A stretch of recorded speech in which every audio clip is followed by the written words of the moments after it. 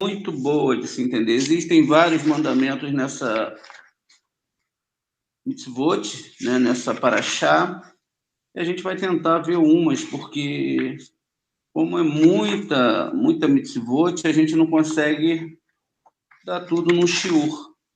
Mas brevemente, são 20 positivas e 47 mitzvot proibitivas, ok?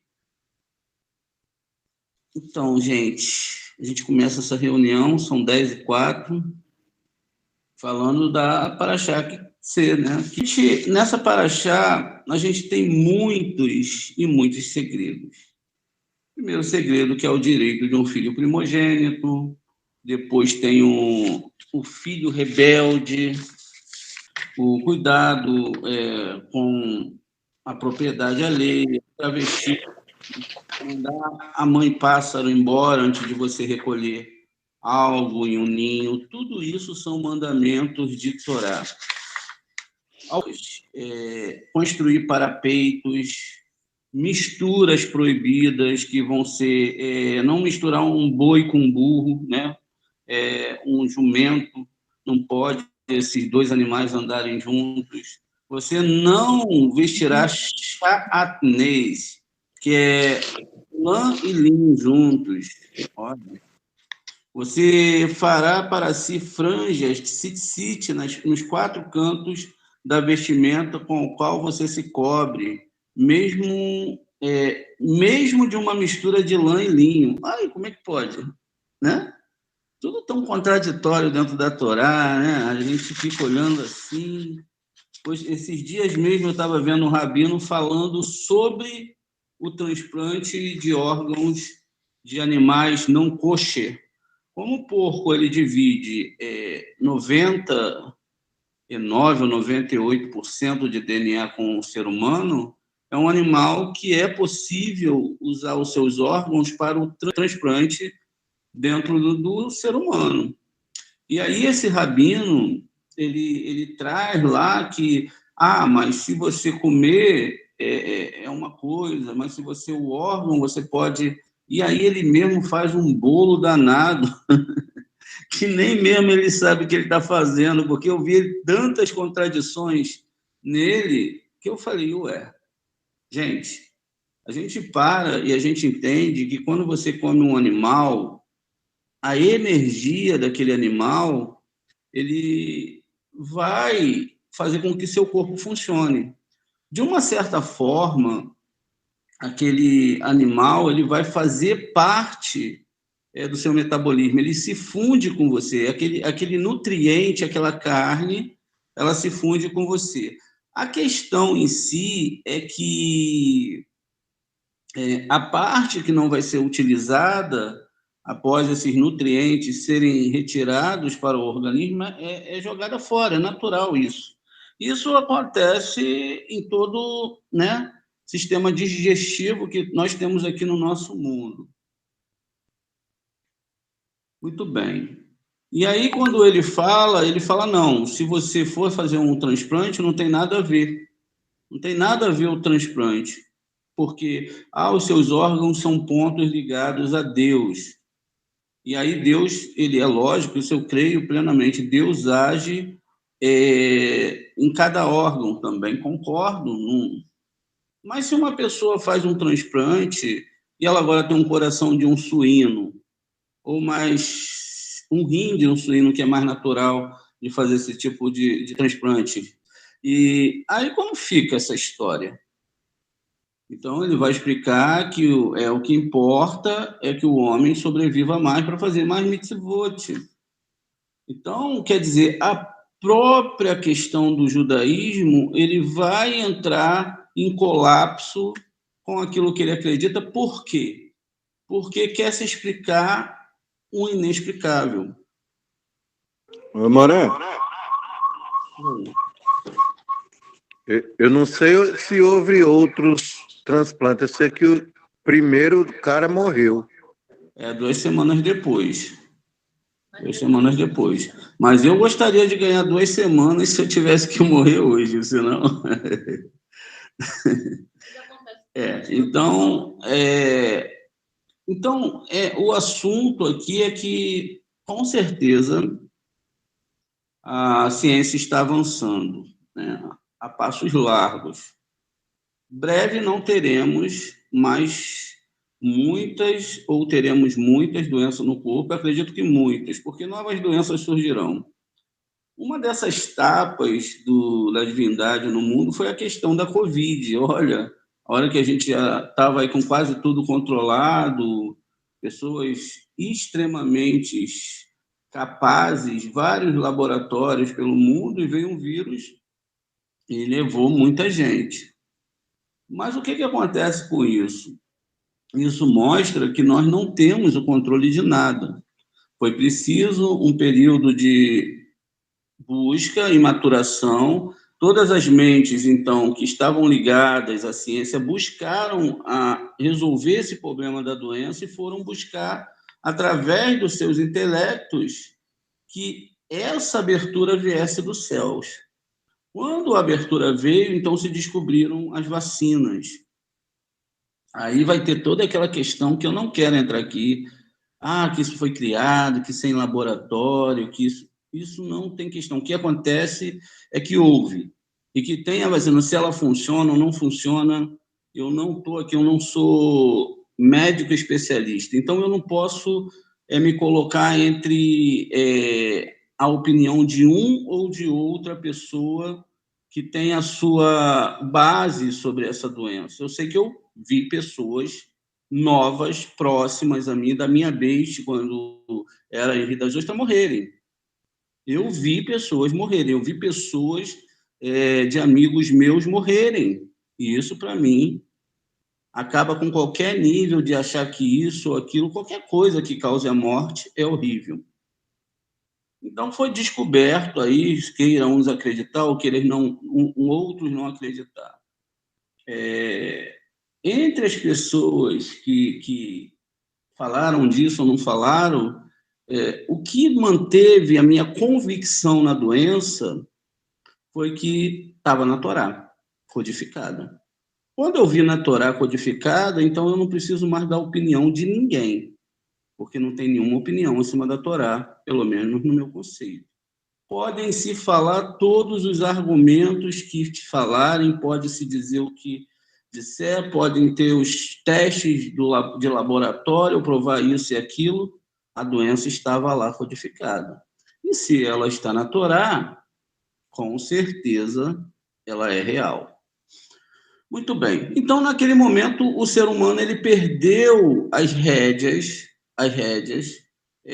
daquilo que ele tinha como consumismo. Ele consumia muito, tudo estava muito bacana, você viajava para onde você queria, você comia aquilo que você queria, você era, quer dizer, aquelas pessoas que tinham condições sociais, no nível econômico, para poder estar nesses locais, porque não é todo mundo que pode viajar, não é todo mundo que pode estar em qualquer ambiente. E aí o que acontece? Houve uma restrição dentro da parte econômica mundial, a nível mundial. A situação não aconteceu só aqui no Brasil, ela aconteceu a nível mundial. O que acontece com isso? Nós, os seres humanos, nós somos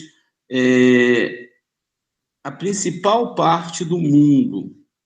A gente vai falar um pouquinho sobre isso. Somos a principal parte do mundo. Porque se existisse toda essa lógica que nós temos hoje no nosso mundo e não existisse a mente humana, qual o sentido teria? Não teria sentido nenhum. Os outros animais, eles têm percepções, sim, têm percepções, conhecem o frio e o calor. Uns se adaptam ao frio, outros ao calor, outros são da noite e outros são do dia. Eles sobrevivem através dos seus instintos. Os seus órgãos permitem eles estarem onde é melhor para eles. Enquanto é muito bom para um ser estar de dia, para outro não, para outro é bom ele estar à noite, ou seja, o dia para um tipo de animal, uma espécie, é muito ruim, mas para outra espécie de animal é muito bom e assim vice-versa. eles não têm como escolher e como participar do mundo que nós vivemos.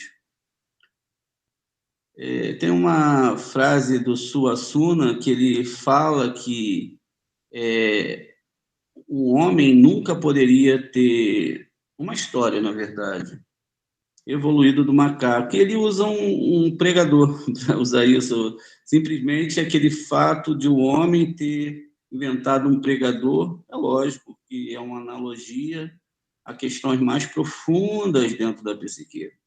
E aí ele fala que um macaco nunca poderia se tornar um ser humano. Quer dizer, pare para pensar nisso. E as provas que nós temos dos homens, os homens sapiens, os homens da caverna, como essas provas arqueológicas existem, e a evolução da humanidade nesse tempo todo. Ou seja, passamos por várias etapas dentro da humanidade. Se nós hoje chegássemos com os inventos que nós temos aqui lá atrás, seria algo fora do comum, seria tido lá como até um poder mágico, participar, ter isso que nós temos hoje, falar de um celular, tá cada um num ponto do globo, usando esse conhecimento para estar conversando, isso seria de uma forma extraordinária para as pessoas daquela época. Pessoas, às vezes, que para levar uma carta de um reinado para outro reinado tinham que andar dias e dias de cavalo, quando não usavam também um pombo-correio. Está vendo? As coisas eram bem diferentes e o homem foi evoluindo. Realmente, ele foi evoluindo. Cada vez que ele foi evoluindo, tem uma aula minha lá no YouTube que eu falo a Torá e a história. Por que a Torá e a história? Porque a Torá não é um livro do que aconteceu. Ela é um livro do que vai acontecer. Ou seja, do período desses 6.000 anos, onde a humanidade terá que se retificar. Eu quero dizer com isso que quando as coisas vêm dos céus e vêm essas epidemias que não têm controle, como foi a questão da febre que aconteceu há 100 anos atrás, se não me falha a memória, febre amarela, né? E outras epidemias que sempre remontavam a períodos de 100 e 100 anos. Então, eu começo a ver e entender que eu tenho que sair um pouco dessa bolha que eu tenho controle. E aí o Eterno vai falando com a humanidade, ele vai conversando com a humanidade. Todo ponto da humanidade que deve ser tratado é simplesmente o ego. Por que existe uma guerra entre a Ucrânia e a Rússia, lá, Vladimir Putin, né? Por que existe? É o ego. Aquilo que é tido como mais importante que a vida, que são os bens materiais, os bens de consumo, a energia, territórios e etc., que o homem não é dono de nada. Ele simplesmente chegou num tempo anterior e falou: isso aqui é meu, fiz um documento e agora isso me pertence. E isso é muito sério, porque ninguém é dono de nada. Pare para pensar. Ninguém pode ser dono de nada. Você não pode chegar num lugar no globo e ir lá pegar um pedaço de terra e falar: não, esse pedaço é meu. Você não pode entrar aqui. Isso é uma propriedade privada. Aqueles que têm mais bens, eles pegam maiores pedaços e você não pode entrar aqui. Se a gente olha da forma que nós fomos ensinados, não, eu trabalhei, eu consegui, eu tenho dinheiro, etc.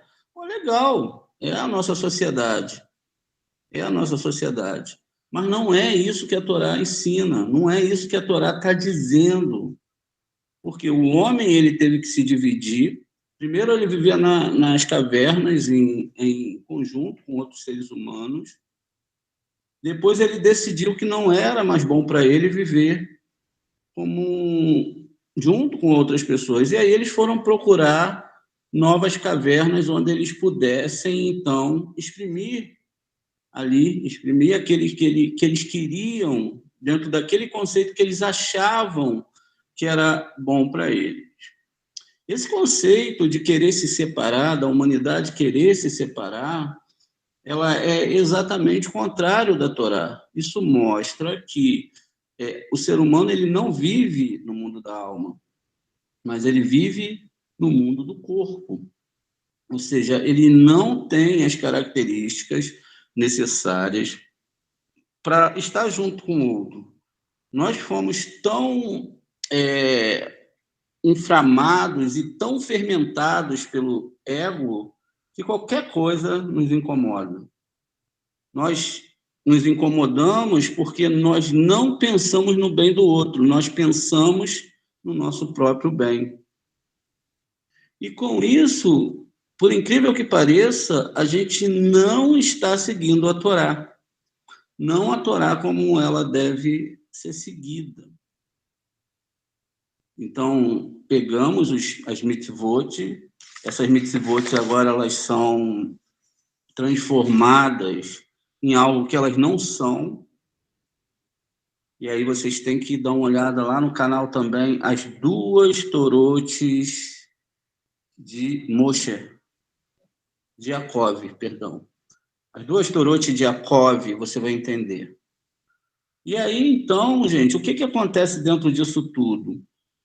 Temos agora, nesses últimos 200 e poucos anos que temos de vivência dentro desses 6.000 anos, o dever de consertar o que é interno. O que é interno é exatamente o que é externo. Se eu amo muito, todas as coisas se agregam a mim. As paredes da minha casa, as pessoas que estão em volta de mim. Se eu as trato como eu quero ser tratado, se eu as amo como eu me amo, então essas pessoas, elas se agregam à minha alma e elas fazem parte intrínseca ali da minha vida, do meu ser, ou seja, elas são uma comigo mesmo, elas não são separadas de mim. Se eu não gosto que as pessoas mintam para mim, e se eu sei que Deus está em tudo e Ele é a unidade de tudo, então, como eu sei que Deus está dentro de mim, eu jamais vou mentir para outra pessoa. Eu não gastaria o meu tempo, um tempo de vida tão sério, para estar criando uma imagem de mentira para outras pessoas. O que é mentira? Mentira é tudo aquilo que quer e deseja tirar o lucro do próximo. Quem quer tirar o lucro do próximo? Fazer o próximo acreditar em você é algo extremamente nocivo quando você quer tirar um lucro em cima da pessoa. Esse que é o proibido. Alguém já teve uma experiência de comprar algo achando que era muito valioso e no final a pessoa percebeu que foi enganada? Ela foi enganada porque naquele momento ela não tinha a percepção daquele tipo de produto ou aquela ideia que estava sendo vendida para ela, e durante uma bobagem ela então foi enganada. O que aconteceu com isso? Por uma falta de informação e por um desejo de ego de ter aquilo que ela achava ser muito bom, ela foi enganada pelo próprio ego, através de outro ser humano. Isso mostra que todo o mundo, quando você já sai de dentro de casa, quando você vai lidar com o outro, todo mundo está fora dessa conexão. Porque todo mundo sai querendo obter um lucro, querendo usar o outro para ter um lucro. Quanto mais as pessoas têm nesse nível de dinheiro, de ganho, quanto mais ela tem, mais ela precisa extrair do outro. Os grandes milionários, eles não são milionários por causa do seu esforço. Eles são milionários pelo esforço de muitos. Muitas pessoas trabalham e muitas pessoas produzem para aquela pessoa ter aquele nível de vida. Ou seja, são muitos no sistema capitalista e trabalham para poucos. Muitos têm pouco, ganham pouco, para poucos terem muito. Não teria como essa pessoa ela produzir essa quantidade de dinheiro sozinha. E para isso ela precisa de uma coisa chamada engano. Ela engana o outro e faz ela acreditar, olha, eu estou te dando um bom emprego, você está vindo para um tal lugar e você vai ganhar muito dinheiro. Mas aquela pessoa que está entrando para aquele emprego, ela só vai ganhar se ela der lucro para outra pessoa, ou se ela fizer as outras pessoas darem lucro. Esse é o maior sistema de ego que nós temos, chamado Egito, chamado Sodoma e Gomorra. A maioria das pessoas, elas vão gastar toda a sua vida acordando 5 horas da manhã, chegando 8, 9 horas da noite em casa, dependendo da distância que elas vivem, que elas estão. E no final de semana elas se divertem. E assim vai ser toda a vida, toda a vida. O sistema escraviza a pessoa e a pessoa não tem para onde correr. Não tem para onde correr. Com isso, quando você pisca os olhos, nós que já estamos lá perto da casa dos 50, vamos ver que a vida passou, boa parte dela passou. Agora nós temos que esperar a aposentadoria, porque lutamos a vida toda para ter um salário que nos manteria, no final, pelo menos no final da vida, tendo um descanso. Só que esse descanso, ele não é só um descanso, não é um descanso bom, para ser verdadeiro. Porque a pessoa, quando já chega para se aposentar, ela já está idosa. Geralmente a pessoa já não tem mais muita vontade de muita coisa, alguns não têm. Outros acabam ficando doentes, acabam não podendo nem curtir um pouquinho da sua aposentadoria. E, no final, somos recolhidos pelo Eterno. Quando chegar lá do outro lado, o Eterno,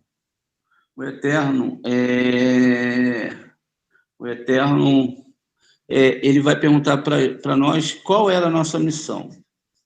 Nós chegaremos lá e falaremos o seguinte: olha, o Senhor me deu uma vida, eu fui lá para o mundo, eu trabalhei, eu fiz tudo o que era normal e que era certo dentro da sociedade que eu vivia. Lá dentro da sociedade que eu vivia, me falaram que eu tinha que seguir aqueles dogmas daquela sociedade, eu tinha que ir para um trabalho, eu tinha que estudar muito para ser uma pessoa que tivesse sucesso, eu tinha que realmente provar para todo mundo que eu era uma pessoa trabalhadora e inteligente, e assim eu consegui dinheiro.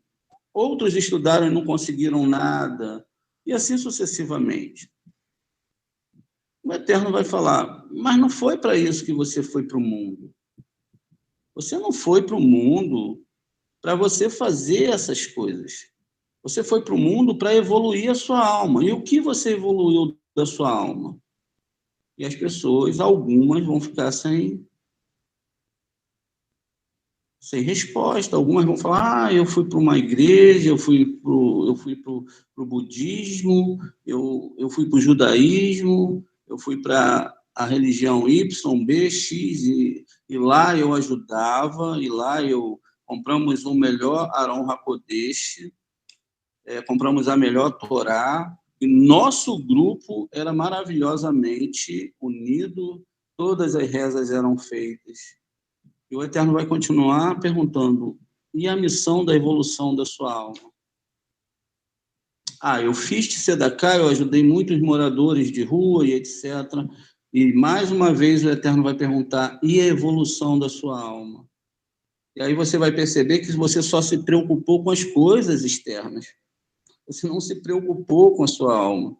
Você não entendeu que todos os graus que a Torá está falando é interno e não externo. Como isso funciona?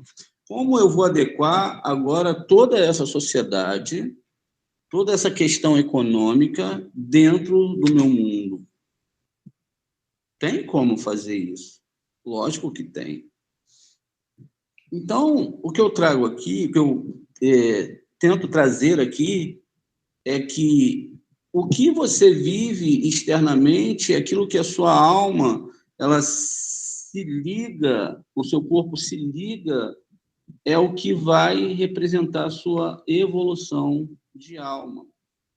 E que por não percebermos que estamos desregrados conforme a Torá interna, a Torá do Zohar, nós não alcançamos aquilo que tem que ser alcançado. Quando a Torá, que é interna, ela fala dos atributos da alma e dos atributos da sua consciência e do seu subconsciente, então a coisa fica mais séria. Por que fica mais séria? Porque todas essas configurações vão fazer com que eu entenda qual é o meu papel no mundo. Lembre, eu não posso mentir para o meu próximo.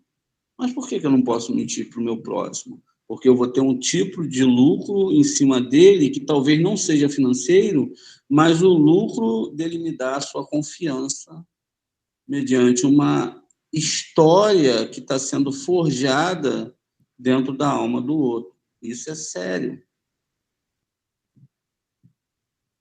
O lucro que eu tive naquele momento é fazer com que a pessoa ou acreditasse na minha história ou acreditasse naquilo que eu quero que as pessoas acreditem que eu sou.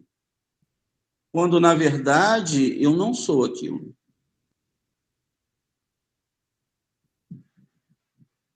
Quando eu descubro a minha interioridade, então eu vejo o quão miserável eu sou e quão distante de Deus eu estou. E que não há outra saída para mim a não ser gritar muito sério e conversar com Deus muito sério, para que todos esses enganos que existem dentro da minha alma saiam de mim. Porque eles fazem parte da configuração. Ou seja, o próprio Eterno colocou, diz, ele criou o mal e a Torá como tempero, para que agora eu pudesse, através das mitzvotes, descobrir quais são esses erros. Por isso é que a Torá interior ela é diferente da Torá escrita.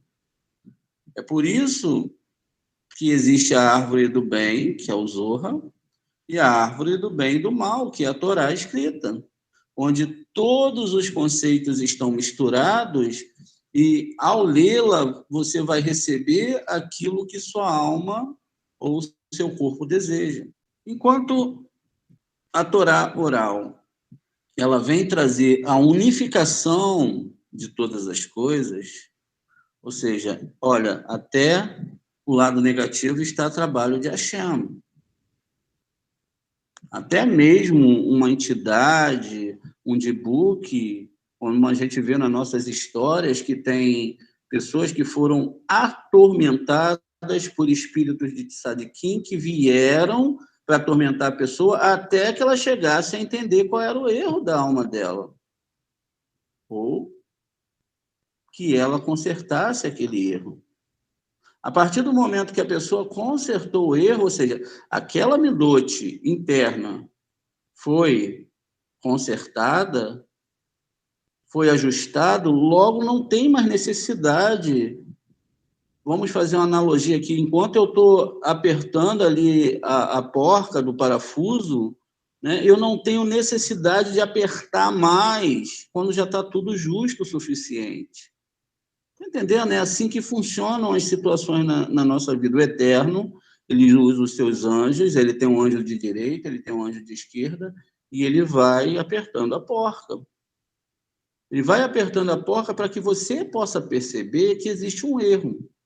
A partir do momento que se percebe o erro e o conserta, e a gente vai entender isso daqui a pouco, agora sim, é preciso que o anjo, positivo ou negativo, ele pare de rodar a chave e aí estacione, porque agora eu entendi. Se eu não entendo, ou seja, se ainda continua frouxo aquele entendimento ou aquela mitzvot, então o anjo ele continua apertando.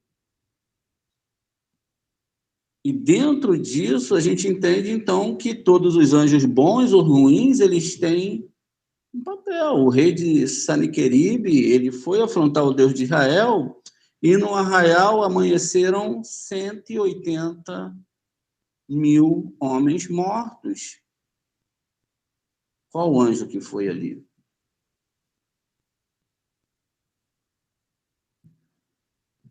O que acontece dentro disso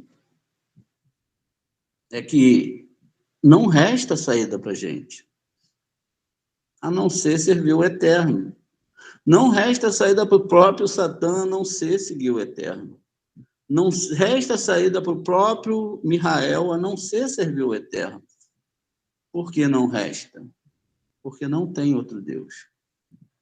Não tem outro Deus, Hashem falou, além de mim. Nenhum outro Deus se criou, nenhum outro Deus se formou. E se ele está dentro de você, olha como tudo isso funciona. E só você, dentro da sua realidade, pode falar não há outro Deus além de ti.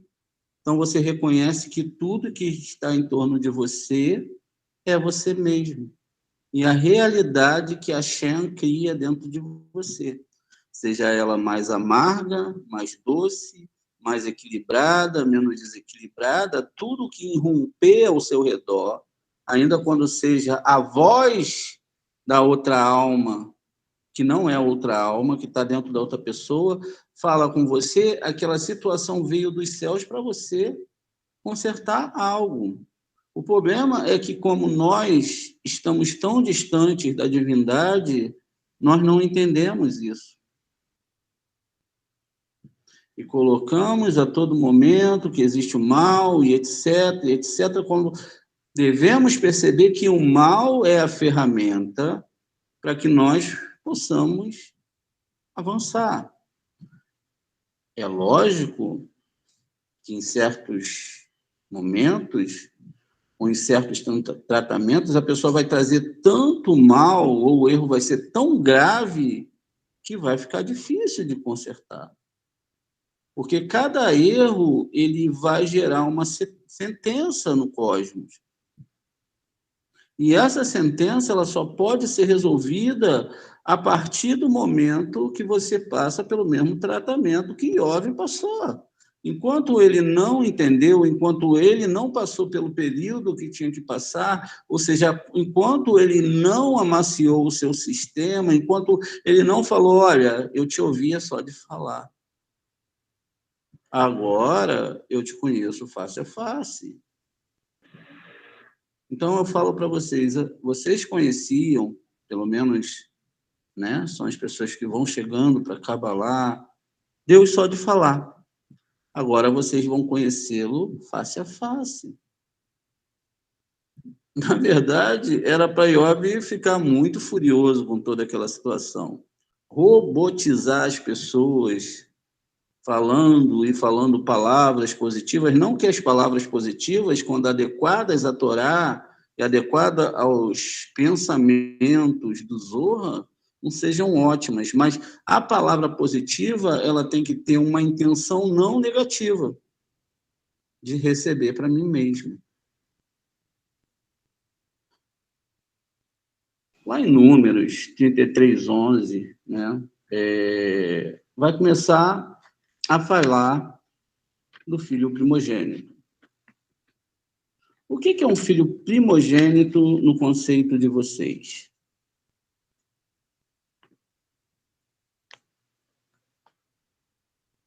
No conceito do mundo, um filho primogênito é aquele que nasce primeiro.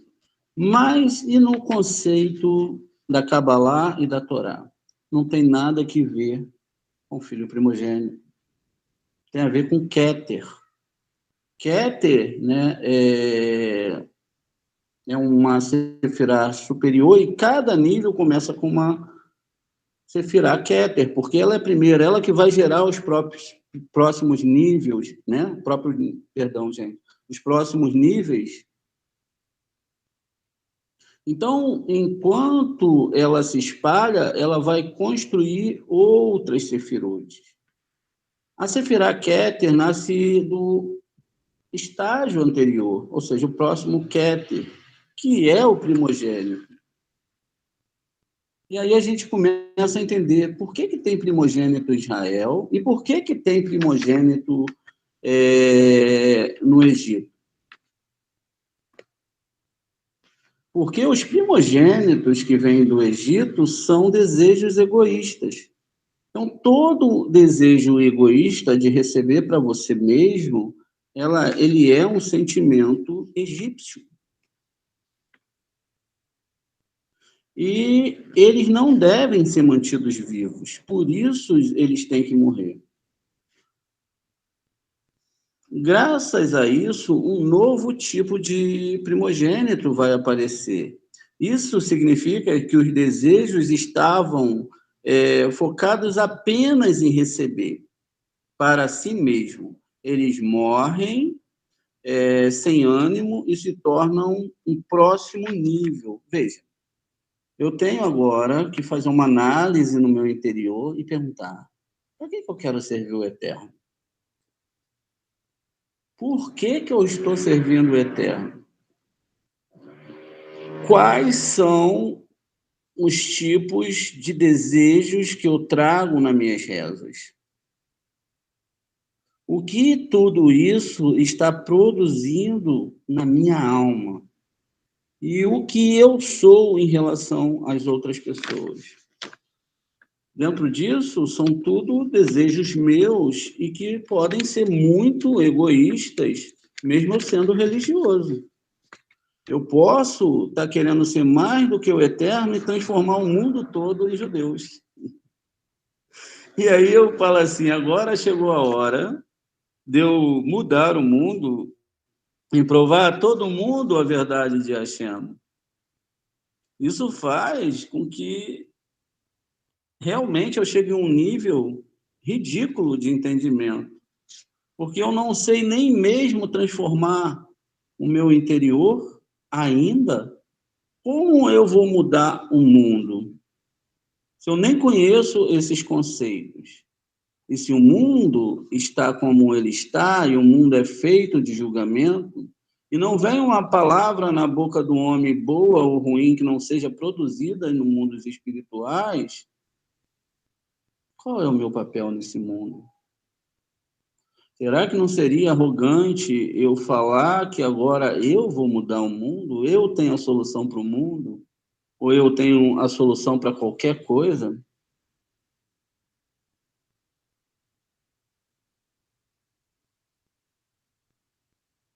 Vejam isso. Se eu não mato, então, esses primogênitos egocêntricos, porque o próprio Eterno fala, fique tranquilo, quando chegar a hora, eu mesmo pegarei um a um no meio das nações. Eu o pegarei, não é você e não sou eu. Quem pegará é o Eterno, não é Machia, nem nenhum homem, nem nada disso, ele pegará. Eu pegarei cada um deles dos meios das nações. Só que aqui nós entendemos que nações são os povos do mundo. Não. Eu pegarei cada alma do meio desses desejos impuros e transformarei cada alma para que ela se torne altruísta, para que ela receba para doar. Imaginem se amanhã as pessoas comecem a estudar o Zohar, comecem a entender esses segredos, e amanhã os maiores milionários e a humanidade não. agora a gente vai agir conforme o Zohar. Pronto. Teria chegado a retificação no mundo. Todos trabalhariam por amor. O que você mais gosta de fazer? Ah, eu gosto de ser radialista. E você? Eu gosto de ser advogado. E você? Ah, eu prefiro dirigir um caminhão. E você? Ah, eu prefiro ser cientista. Mas aí todos iriam entrar com seus dons, dentro daquilo que elas gostam de fazer, e aquela questão do receber o lucro, porque mesmo, vamos lá, quando você vai fazer algo que você não vai fazer muito esforço, e você quer ter um lucro físico de não trabalhar como outro, isso aí já é errado. Então, imagino que tudo isso, através da ajuda dos nossos sábios, da ajuda dessa consciência de Zorra, chegasse em todo mundo. E aí as pessoas não vão mentir mais, as pessoas não vão tentar ter mais lucro. Por exemplo, você está um dia na sua casa, alguém de um cartão liga para você, olha, tem uma ótima notícia. Você pode pegar um empréstimo conosco e você pode pagar em tantas vezes. A pessoa pega um empréstimo porque tem alguma coisa para resolver de imediato, naquele momento, mas fica escrava daqueles juros, daquele imenso dinheiro que ela vai ter que pagar, às vezes 100% a mais, e tudo o que aconteceu ali foi meramente por lucro. Não tinha nada de bom, mas foi usado a percepção para a pessoa de que ela ganharia um lucro. Como ela também tem um ego muito acentuado, ela acha que agora Deus fez um milagre para ela. E que ela conseguiu o tal empréstimo, a tal situação, e agora Deus está com ela. Os milagres são reais, eu creio neles plenamente. Quando eles são para levar a pessoa para a Torá. Mas eu também creio nos milagres que afastam as pessoas da Torá.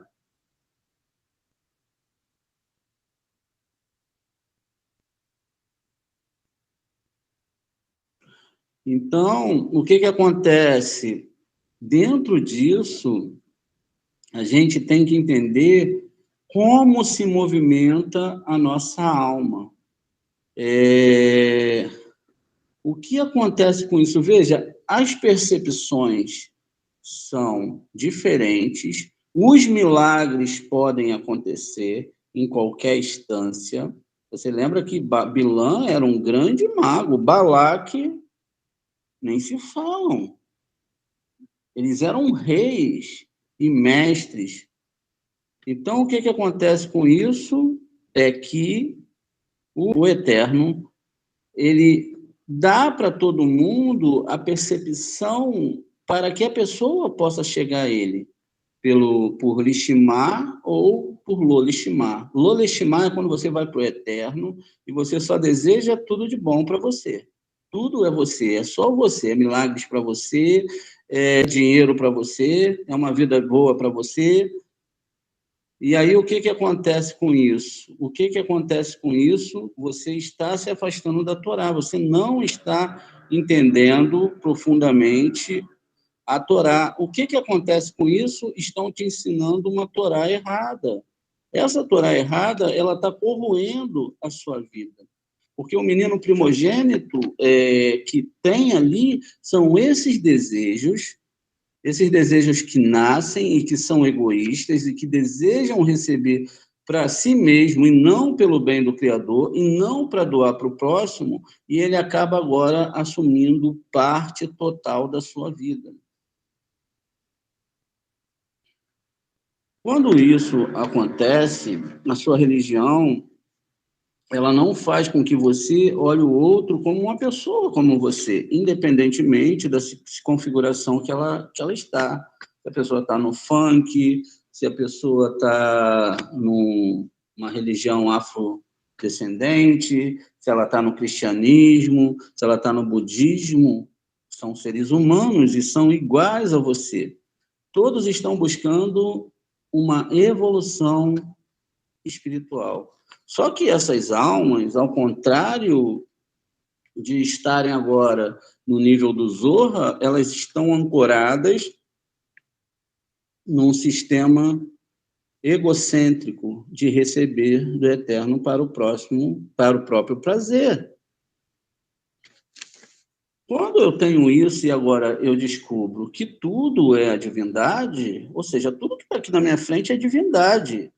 A pessoa que vai falar o palavrão, ela está fazendo uma formação de sons, não é hebraico, mas tem letras hebraicas, porque você tem os sons do G, do A, do F, etc., tudo dentro do hebraico.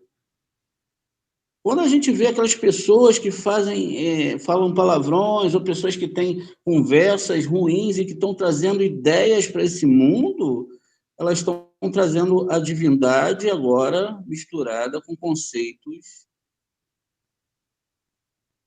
de clipotes. Mas a divindade é a mesma. Mas o conceito, para que eles estão usando essa vida? Para que as pessoas estão usando essa vida que vem da Torá, essa vida que está sendo dada a elas por Hashem, que é coisa séria disso. Porque quando chegar no final da missão, o que você vai ter consertado dentro da sua alma? Hashem vai perguntar para você a vida que eu te dei. E você vai perceber que a vida que você me deu, o que eu fiz com a vida que você me deu? Então, essa é a pergunta que você deve se fazer hoje. O que você está fazendo com a vida que Deus te deu? Você está usando a sua vida como um altar para receber as coisas para você? Você está usando conforme a configuração que o Eterno está mandando? Você agora está descobrindo qual é esse primogênito que tem dentro de você? E o primogênito egípcio, aquela vontade que tinha de querer tudo que tinha lá dentro do mundo egípcio, agora ele tem que ser morto para que você possa chegar ao próximo grau. Somente quando você mata esse desejo, você consegue realmente evoluir. Isso quer dizer que eu posso ser um super religioso.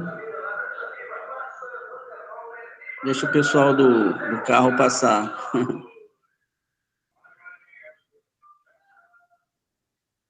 Dá até para escutar um pagode, viu? Engraçado que hoje é a paraxá que a gente vai falar do ovo, né? Não tire um ovo do ninho. Então, o que acontece, gente? Dentro disso, eu tenho que começar a fazer um refinamento para poder trazer uma oferta a Shem. Qual é a oferta que eu vou trazer? No momento eu vou pegar um violão, vou fazer uma reza, vou chorar pra caramba, vou sentir que Deus falou comigo, vou sair dali fortalecido para mim atrás dos meus sonhos e do meu ego. Tá errado.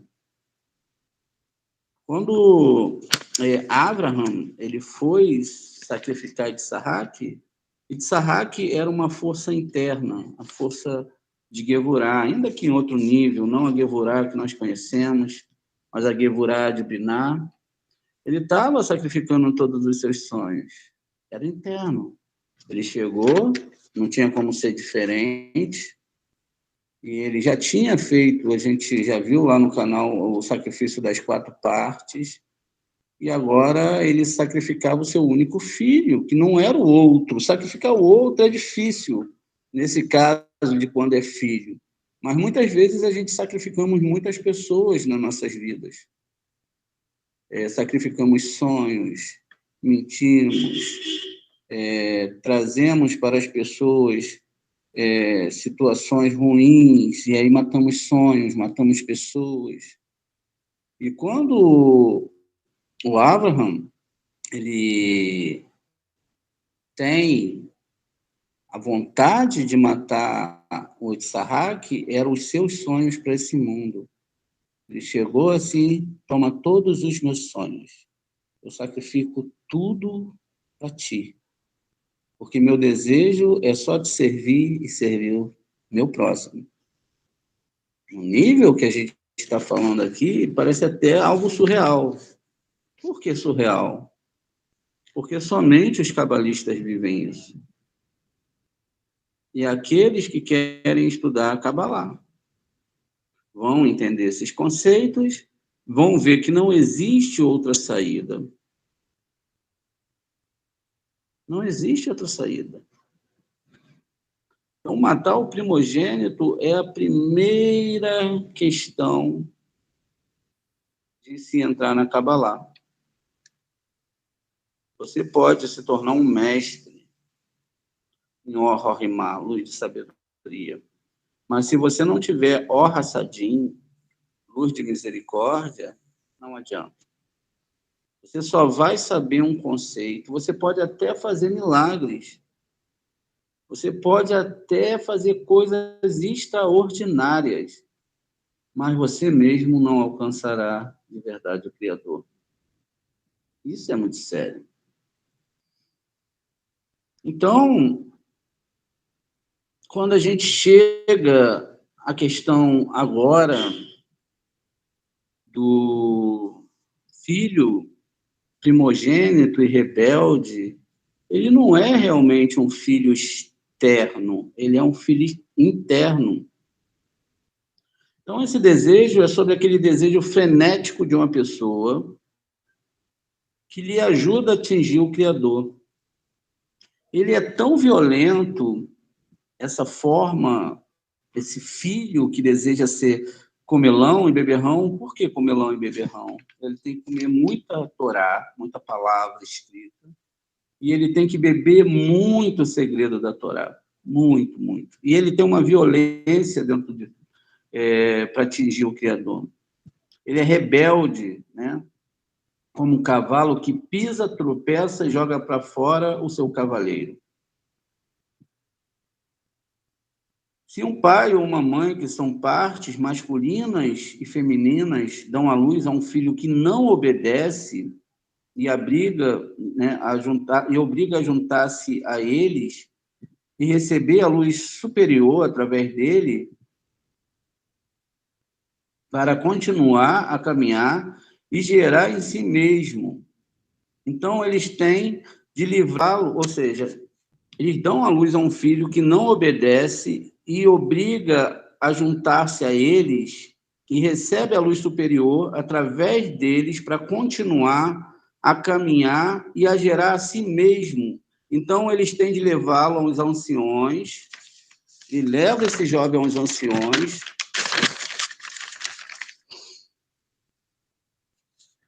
e lá os anciões vão decidir se vão apedrejar esse desejo. Suponha que a mãe, né, e o pai seja Abba Veima. O que é Abba Veima? Abba Veima é Rorimá e Biná. E que o Zum está abaixo deles, ou seja, todo aquele Zerampim que está ali embaixo dele, as sefirotes inferiores, que tem dentro de cada um, eles têm que se elevar ainda mais o desejo gerado por eles. Por onde estão 4 tipos de mortes. Lá vai ter o apedrejamento, o estrangulamento, a queima e o enforcamento. Desse modo, esse desejo é morto, que significa que ele desce ao nível inanimado e o seu desenvolvimento vai começar de novo. Se você tem um desejo, que é um desejo tão violento, que quer te levar para um próximo nível, e ele, então, surge erradamente, você tem 4 tipos de morte para matar esse desejo. Então, você vai apedrejá-lo, estrangulá-lo, ou seja, você mata o desejo dentro de você, e agora esse filho que era o primogênito, ele vai dar lugar a outro filho, Agora você pode começar a reeducar esse filho, esse desejo, para que ele esteja a nível do superior e de Hashem. A pedra que nós temos é o leve Aven, que é o coração de pedra. Portanto, um desejo é morto por outro grande desejo. Você só pode matar esse desejo egoísta se você tiver um grande desejo de servir a Hashem, sem desejar receber as coisas para você mesmo. Veja, cada etapa é uma mitigação, é um destruir, um implodir daqueles desejos anteriores. Quanto mais eu mato essas etapas baixas e esses desejos baixos dentro de mim, mais eu tenho que avançar para o próximo nível. Esse próximo nível, agora que eu trouxe... Amor, vem de lá.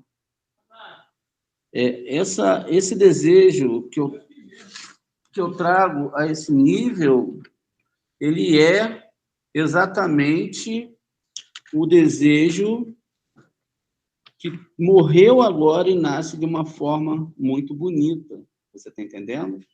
Com isso, eu termino essa aula